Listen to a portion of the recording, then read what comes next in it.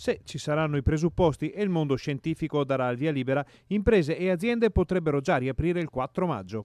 La X sul calendario la mette Luca Zaia, che conferma. Io spero che dal 4, se ci sono i presupposti di natura sanitaria, il mondo scientifico ci dà una mano su questo fronte, o anche prima si possa ripartire con tutto, cioè ci scrivono i barbieri, le parrucchiere, le estetiste e tutte quelle categorie che hanno attività di rapporti, diciamo, dove la distanza sociale non c'è.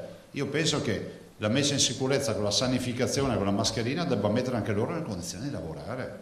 Il governo lavora ai protocolli per la ripartenza, ma il Veneto si porta comunque avanti. Noi abbiamo di fatto completato il nostro master plan per la riapertura, cioè le regole abbiamo voluto scrivere delle regole che siano uguali per tutti e che siano una messa in sicurezza. Le affronteremo domani pomeriggio. L'assessore Lanzarin ha una video call con le parti sociali e con il mondo datoriale, insomma col tavolo, e assieme agli altri assessori governerà lei questo tavolo e lì proporrà la nostra bozza.